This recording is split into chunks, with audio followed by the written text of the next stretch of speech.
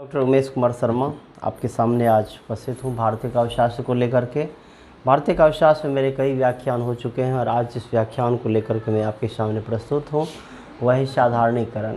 साधारणीकरण शब्द का प्रयोग जो किया जाता है उसका मूल अर्थ होता है व्यक्तित्व का विलयन, इसका दूसरा अर्थ होता है निर्व्यक्तीकरण, तीसरा अर्थ होता है संबंध विशेष का परित्याग और फिर आप देखेंगे इसका अर्थ होता है विशिष्टीकरण का निषेध आदि या सामान्यीकरण। दरअसल साधारणीकरण शब्द का प्रयोग भारतीय काव्यशास्त्र में सर्वप्रथम भट्टनायक ने किया। जिस प्रकार से रस निष्पत्ति की परंपरा है और उस परंपरा में जो रससूत्र प्रदान किया था आचार्य भरत मुनि ने और उसके कई व्याख्याकार हुए। व्याख्याकारों में हम नाम ले सकते हैं भट्ट लोलट का, शंकुक का, भट्टनायक का और अभिनवगुप्त का। इसमें तीसरे आचार्य जो हुए आचार्य भट्टनायक, उसने पहली बार साधारणीकरण शब्द का प्रयोग किया। विभावन व्यापार से इसका तात्पर्य है कि जो विभावन व्यापार है उसका संबंध साधारणीकरण के साथ है। अब सवाल यह है कि साधारणीकरण है क्या। साधारणीकरण को लेकर के जो सिद्धांत हमारे यहाँ है भारतीय काव्यशास्त्र में, ठीक उसी प्रकार का सिद्धांत पाश्चात्य में संप्रेषण का है जिसके प्रवर्तक डॉक्टर रिचर्ड्स हुए। आइए रिचर्ड्स, इवर आर्मस्ट्रांग रिचर्ड्स।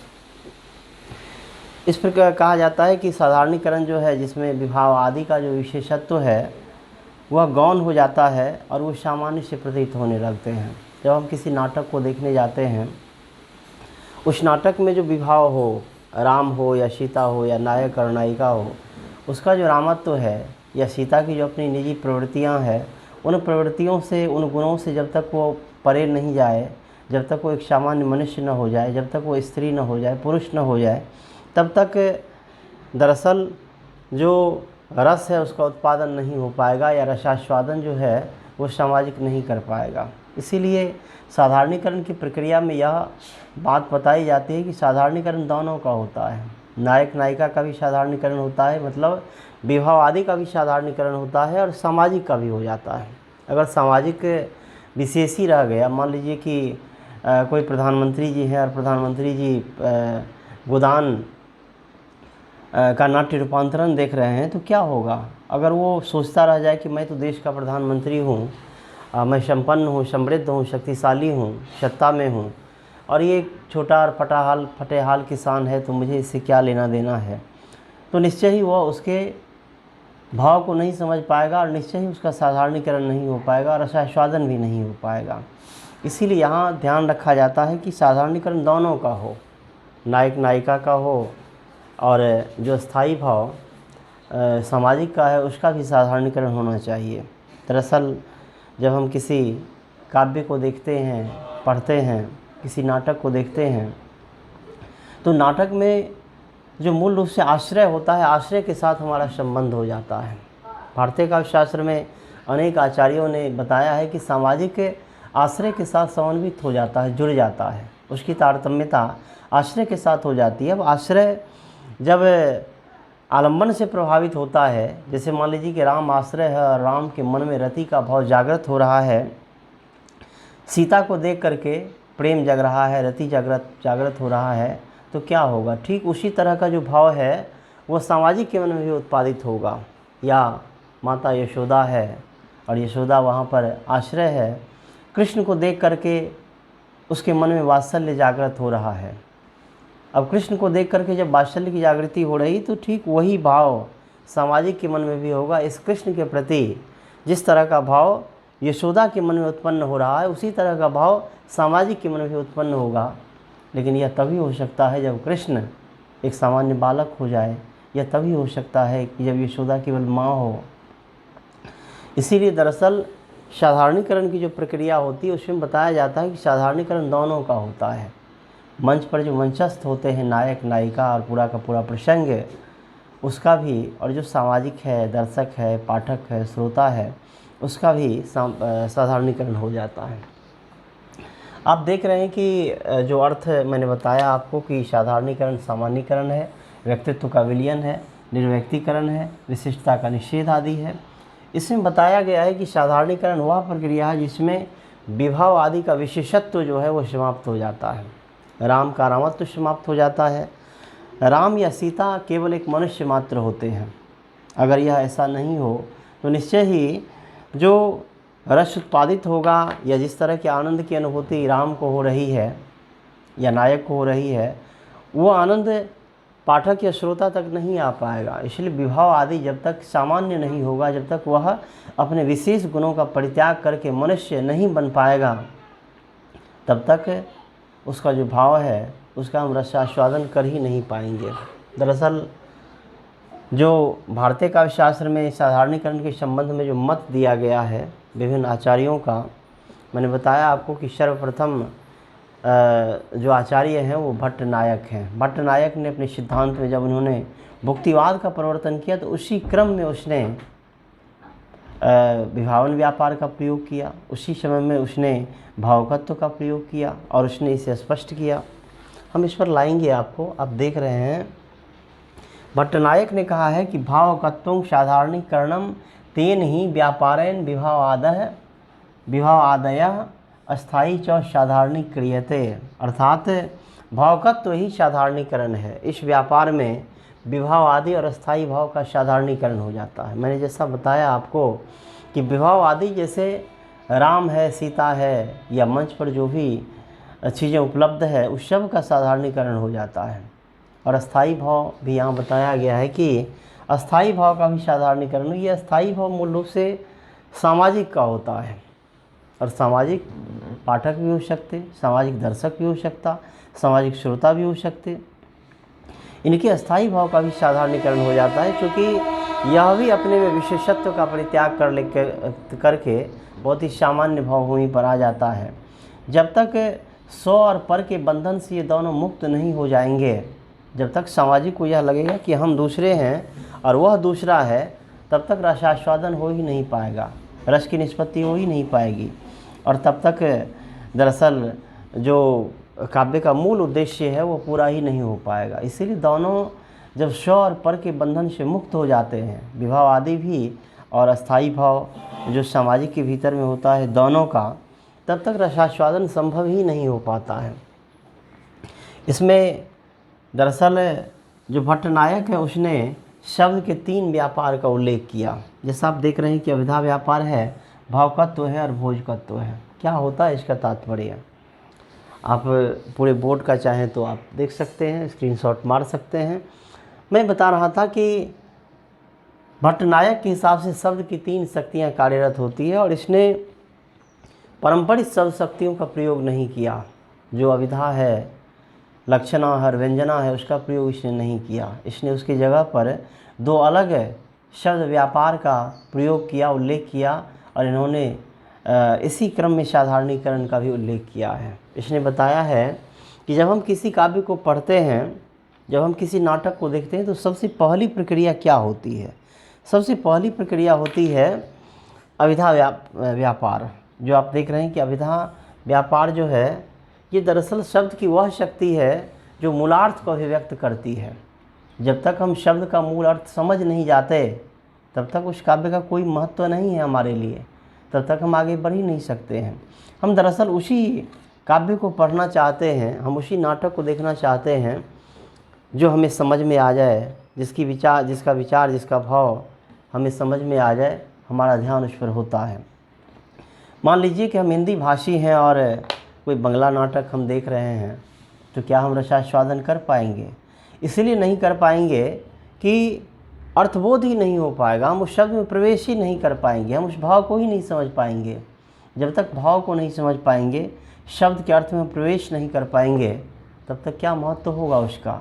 इसलिए सबसे पहला जो व्यापार है वह है अभिधा व्यापार, जिसमें सर्वप्रथम पाठक, श्रोता या दर्शक, या यूँ कहें कि सामाजिक अर्थबोध करता है।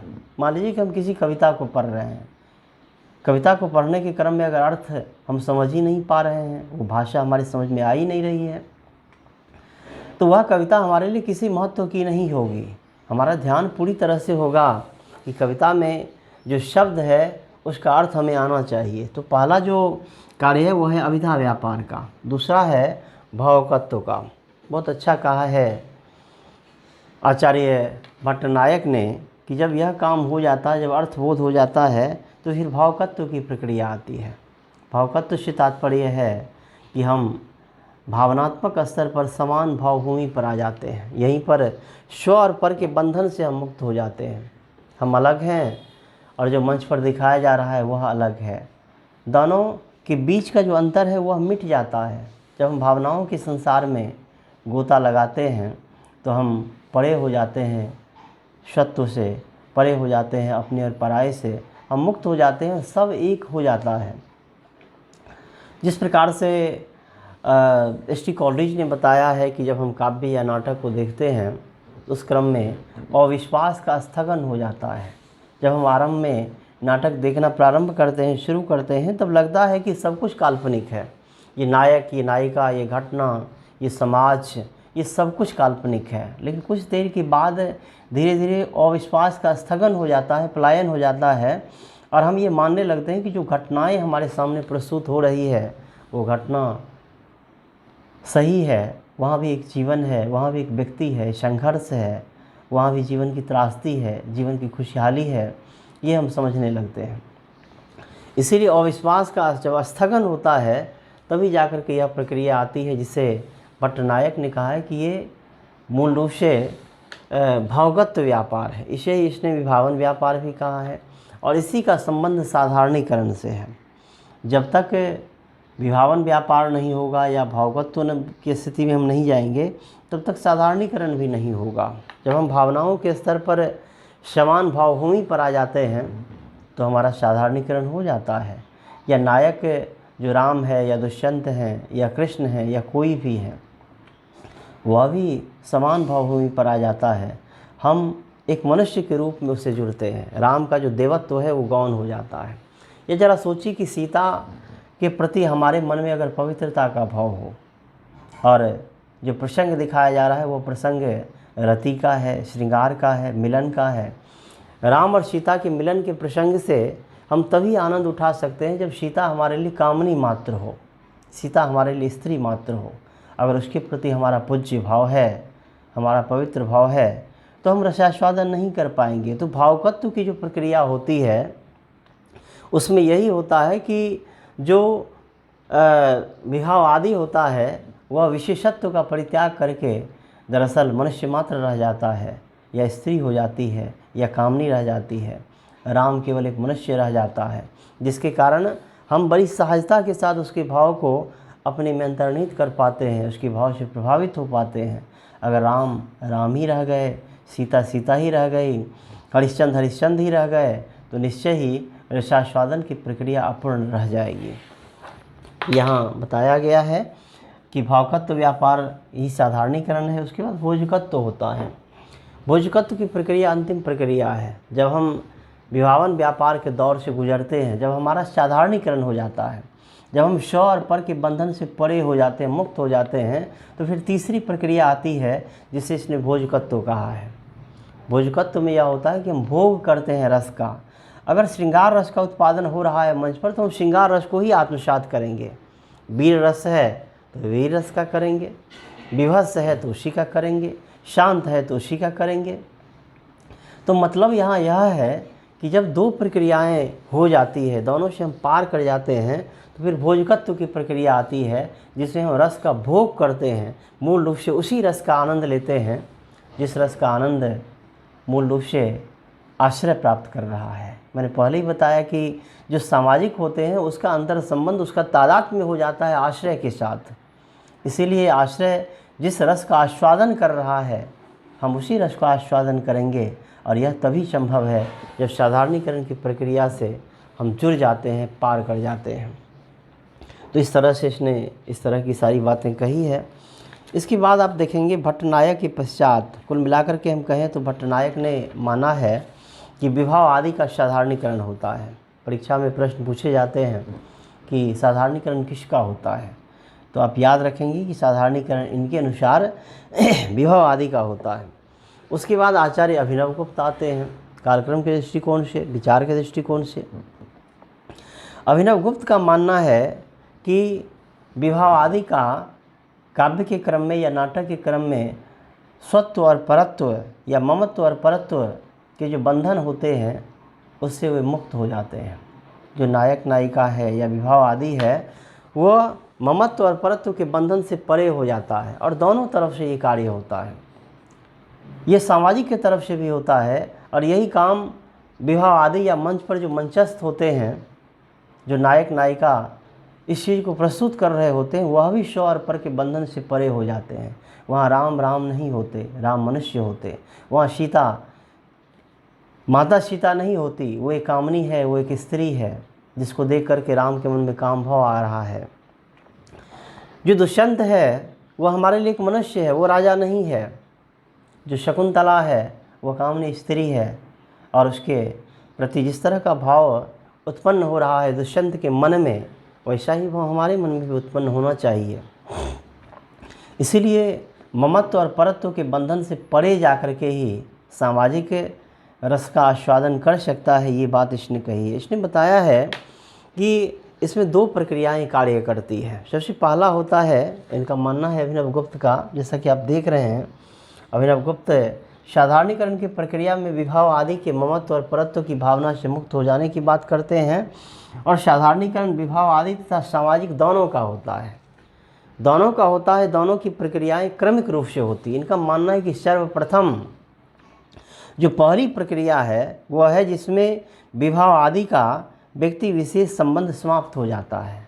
राम का रामत्व मिट जाता है, वह एक मनुष्य हो जाते हैं। सीता जो है उसके प्रति हमारी पवित्रता का भाव समाप्त हो जाता है, वह सीता सामान्य हो जाती है, एक कामनी हो जाती है, एक स्त्री रह जाती है। दूसरा स्तर होता है कि सामाजिक का जो विशेषत्व होता है, व्यक्तित्व के जो बंधन रहते हैं, वह भी उससे मुक्त हो जाता है। अगर सामाजिक याद रखा कि मैं बहुत अमीर हूँ, मैं विपन्न हूँ, मैं गरीब हूँ, मैं विद्वान हूँ, मैं पंडित हूँ, मैं मूर्ख हूँ, तो निश्चय ही रसास्वादन नहीं हो पाएगा। वह इन चीज़ों से परे हो जाता है, मुक्त हो जाता है। वह भी अपने व्यक्तित्व के बंधन से जब मुक्त हो जाता है, तभी जाकर के एक मनुष्य दूसरे मनुष्य के भावों का रसास्वादन कर रहा होता है। इसलिए बंधन से मुक्ति सर्वप्रथम अनिवार्य है, नायक का भी, नायिका का भी और सामाजिक का भी। इनका मानना है कि पहली प्रक्रिया में विभाव आदि साधारणीकृत हो जाते और दूसरी प्रक्रिया होती है जब सामाजिक साधारणीकृत हो जाते, जब उसके व्यक्तित्व के बंधन जो है वे गौण हो जाते, तब यह प्रक्रिया होती है। इस तरह से कुल मिलाकर के हम कहें तो इनके अनुसार दोनों का साधारणीकरण होता है। विभाव आदि का भी व्यक्तित्व का विलयन हो जाता है और फिर जो सामाजिक है उसके भी व्यक्तित्व का विलयन हो जाता है, वह भी निर्वैयक्तिक हो जाता है। तो इसीलिए इनका मानना है कि दोनों का साधारणीकरण होता है, स्वपर के बंधन से दोनों मुक्त हो जाते हैं। इसके बाद आचार्य विश्वनाथ हमारे सामने हैं। आचार्य विश्वनाथ का मानना है कि परस्य न परस्यति, ममेति न ममेति च तदा स्वादे विभाव आदे परिच्छेदो न विद्यते। इनका मानना है कि विभाव आदि का अपने पराये के बंधन से मुक्त हो जाना ही साधारणीकरण है। इसमें सामाजिक का तादाद में आश्रय के साथ होता है। विभाव आदि का, यहाँ आप देख रहे हैं कि विभाव आदि का जो है उसका साधारणीकरण हो जाता है और वही स्व और पर के बंधन से मुक्त हो जाते हैं। उसके बाद जो सामाजिक है उसका संबंध आश्रय के साथ होता है। व्याख्यान के आरंभ में ही मैंने बताया कि साधारणीकरण की प्रक्रिया जब होती है तो हम जुड़ जाते हैं आश्रय के साथ। आश्रय के साथ जो घटनाएं घट रही है, आश्रय के मन में जो बात आ रही है, जो भाव उत्पन्न हो रहा है, वही भाव हमारे मन में भी उत्पन्न होगा। हम जुड़ जाते हैं मूल नायक से। नायक में अगर श्रृंगार का उत्पादन हो रहा है तो हम श्रृंगार में होंगे, वीरत्व का हो रहा है तो हम वीर भाव में होंगे, अगर उसमें शांत रस की उत्पत्ति हो रही तो हम शांत रस में होंगे। इसीलिए आश्रय के साथ बड़े गहरे रूप से सामाजिक कनेक्ट हो जाते हैं, जुड़ जाते हैं, ये बात इसने कही है। दरअसल उसके बाद जो अगले आचार्य हैं वो आचार्य रामचंद्र शुक्ल है। भारतीय काव्य शास्त्र में आचार्य रामचंद्र शुक्ल का भी महत्वपूर्ण स्थान है, जिसने रस मीमांसा नाम की पुस्तक लिख करके और साथ में इसने जो निबंधों का निर्माण किया उसमें भी समीक्षात्मक निबंध है, उसमें भी काव्यों का विवेचन किया गया है, उसमें भावपरक निबंध भी है। वहाँ भी जब इन्होंने सैद्धांतिक समीक्षा की बात की है तो चिंतामणि नाम की जो इनकी पुस्तक है उसमें इसने इस पर जोर डाला है और कहा है कि साधारणीकरण आलंबन धर्म का होता है। बहुत सुंदर बात। इस तरह की बात किसी ने नहीं कही थी कि साधारणीकरण आलम्बन धर्म का होता है। रामचंद्र शुक्ल के हिसाब से साधारणीकरण जो है वो आलम्बन धर्म का होता है। अब ये आलम्बन धर्म क्या है? इनका मानना है कि राम का जो रामत्व होता है ये आलम्बन धर्म है, उसका साधारणीकरण हो जाता है जब सीता अपनी निजी प्रवृत्तियों का परित्याग कर देती है, जब दुष्यंत राजा होने के भाव से परे हो जाता है, जब कृष्ण अपने कृष्णत्व का परित्याग कर देते हैं। तो इस कृष्ण को देख करके जिस तरह का भाव यशोदा के मन में उत्पन्न हो रहा है मंच पर, उसी तरह के भाव यहाँ सब के मन में होना चाहिए। जो सामाजिक हैं, कृष्ण के प्रति जो पुत्र भाव है या वात्सल्य का भाव है वो सब के मन में होना चाहिए। लेकिन ये तभी हो पाएगा जब स्व और पर के बंधन से वो परे हो जाएंगे, वो मुक्त हो जाएंगे, वो भूल ही जाएंगे कि कृष्ण हमारा पुत्र नहीं है, दूसरे का पुत्र है। इस भाव से जब वो परे हो जाता है, मुक्त हो जाता है, तभी जाकर के कृष्ण के प्रति वात्सल्य की जागृति होगी और सही रूप में रसास्वादन हो पाएगा। आचार्य रामचंद्र शुक्ल का मानना है कि काव्य में जो व्यक्ति रहता है वो तो विशेष ही रह जाता है। साधारणीकरण उसके विशेषत्व का होता है, उसके गुण का होता है। राम तो तब भी राम ही रहते हैं जब मंच पर होते हैं।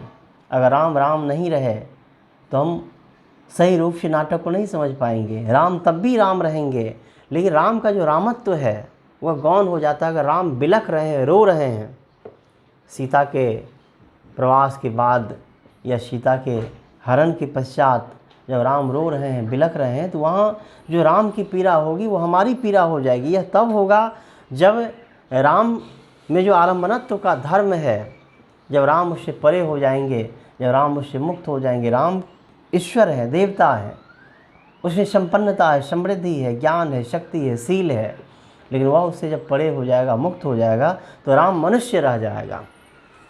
और राम जब मनुष्य रह जाएगा तो उसके सारे के सारे भाव जो हैं वो हमारे साथ तारतम्यता से जुड़ जाएगा, सामाजिक के साथ जुड़ जाएगा।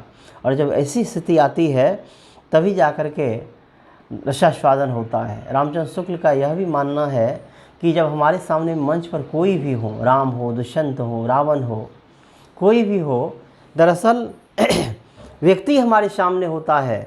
जब साधारणीकरण की प्रक्रिया में हम पहुंचते हैं तो वह केवल एक व्यक्ति हमारे सामने है, जाति नहीं हमारे सामने आती है।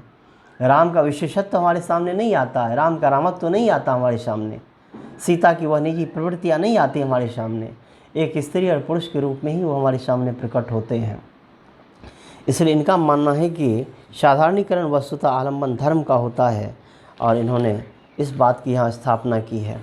इनका मानना है कि साधारणीकरण उत्तम कोटि की भी होती है और निम्न कोटि की भी होती है, जिसमें जो इसने बताया है कि उत्तम कोटि की रसानुभूति तब होती है, इन्होंने रसानुभूति शब्द का प्रयोग किया है कि उत्तम कोटि की रसानुभूति तब होती है जब श्रोता या दर्शक वर्णित आश्रय के साथ पूरी तरह से जुड़ जाता है।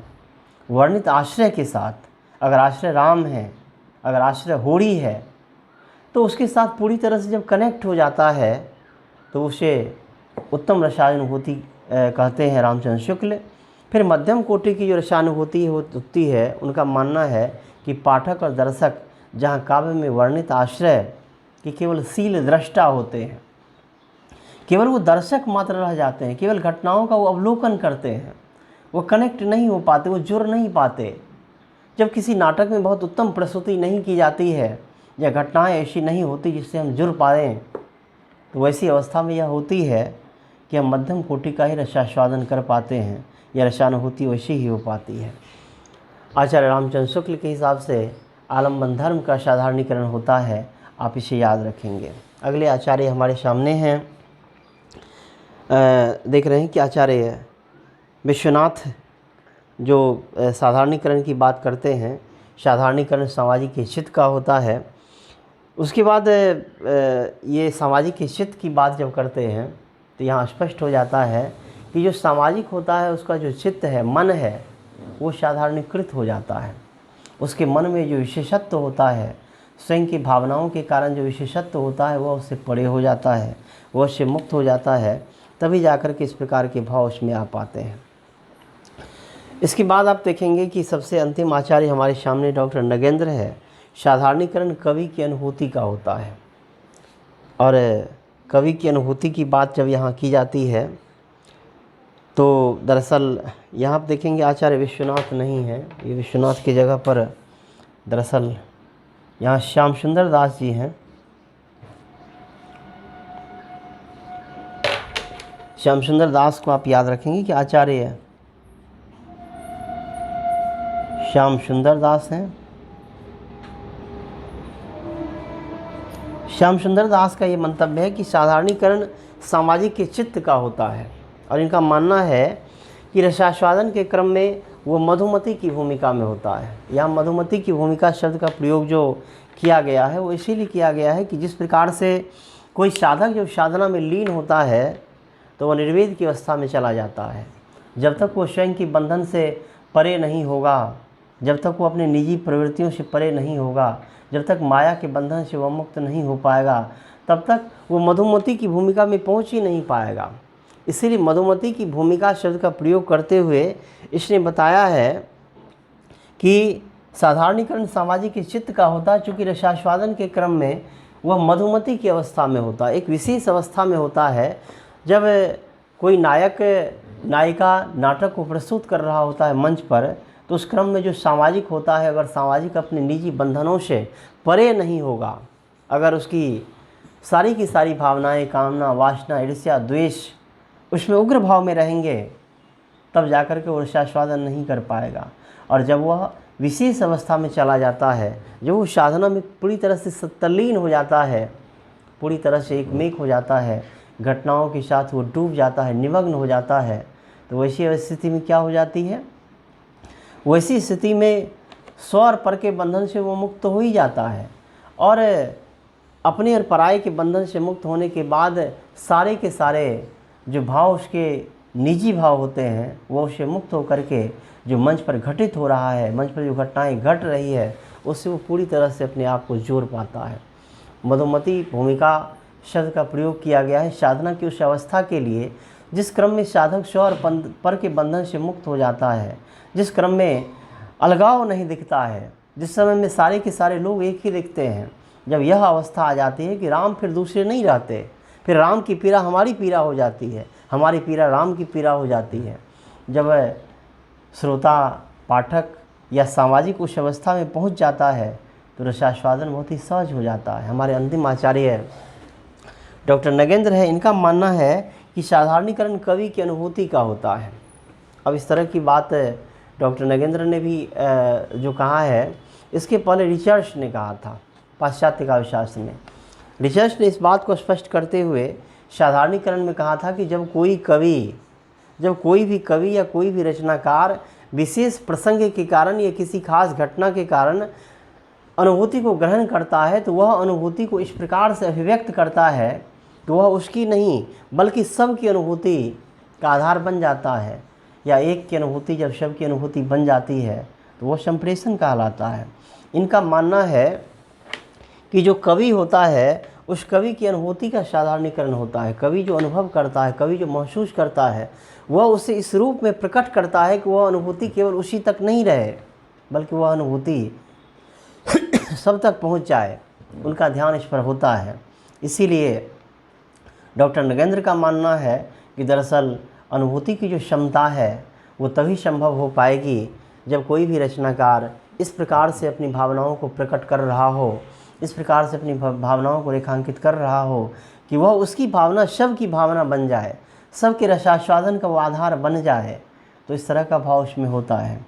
कुल मिलाकर के हम ये कह सकते हैं कि साधारणीकरण की जो प्रक्रिया है, जिसमें आचार्यों ने अलग अलग तरह का मत दिया है। किसी ने कहा कि विभाव आदि का साधारणीकरण होता, किसी ने कहा कि सामाजिक का होता है, सामाजिक के चित्त का होता है, किसी ने कहा कि आलम्बन धर्म का होता है, किसी ने कहा कि सहृदय पाठक या श्रोता का होता है, किसी ने कहा कि कवि की अनुभूति का होता है।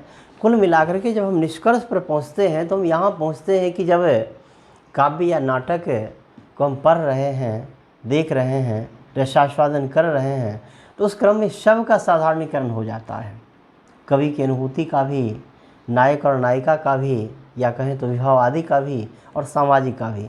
जब शव साधारणीकृत हो जाता है तभी जाकर के सभी भावात्मक रूप से जुड़ पाता है। सब एक ही भावभूमि पर आ पाता है। और जब यह अवस्था आ जाती है तभी जाकर के रस का सही रूप में आस्वादन हो पाता है और तभी यह प्रक्रिया पूरी हो पाती है। इसलिए कुल मिलाकर के हम कह सकते हैं कि ये सारे विचार एक दूसरे के विरोधी होने के बाद भी सब में एक गहरा जुड़ाव है। और कुल मिलाकर के हम कह सकते हैं कि सारा का सारा जो भाव और सारे के सारे जो विचार दिए गए, इसमें हम ये कह सकते हैं कि साधारणीकरण सब का हो जाता है, तभी काव्य का हम आनंद प्राप्त कर सकते हैं, तभी हमारा रसास्वादन हो पाता है, तभी हम काव्य को अपने भीतर में अंतर्भूत कर पाते हैं। तो आज के व्याख्यान में आपने साधारणीकरण को जाना, पढ़ा। आप सारे लोगों से निवेदन है कि आप हमारे चैनल को सब्सक्राइब करेंगे, लाइक करेंगे और अधिक से अधिक शेयर करेंगे। ये चैनल जितना सफल होगा हम उतने ही उत्साहित तरीके से आप तक अपनी बात को लेकर के आएंगे और अब ये सेवा सदैव जारी रहेगी। फिर मिलेंगे।